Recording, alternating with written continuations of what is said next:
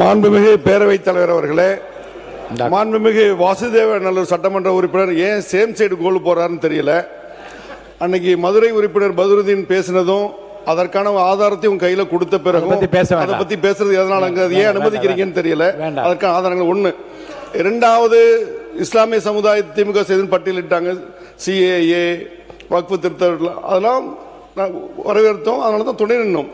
ஆனால் இன்றைக்கு தேதியில் அறிவிக்கப்பட்டிருக்கக்கூடிய மணியான முத்தான 11 அறிவிப்புகள், அதே போல நிதியமைச்சர் அறிவிக்கக்கூடிய 8 அறிவிப்புகள், அதாவது இந்த சிறுபான்மை நலத்துறை என்பது கல்வி, வேலை வாய்ப்பு, பொருளாதாரத்தில் உயர்த்தணுங்கிற அடிப்படையில் உள்ள இந்த டிபார்ட்மெண்ட்.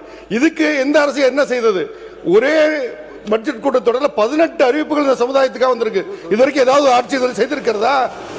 முஸ்லிம் பெண்களுக்கு ஃபுல்லா முழு உதவித்தொகை, பள்ளிவாசல் இருக்கக்கூடிய இடங்கள்லாம் பராமரிக்க வருமானம் இல்லாம ஊதியம் கொடுக்காம 100 கோடி ரூபாய் சுழல் நிதி, 10,000 பேருக்கு திறன் மேம்பாட்டு பயிற்சி, இதே போல 18 அறிவிப்புகள் கொடுத்து சரித்திரம் படைத்திருக்கக்கூடிய அரசு மாண்புமிகு முதலமைச்சர் ஜோசப் விஜய் அரசு.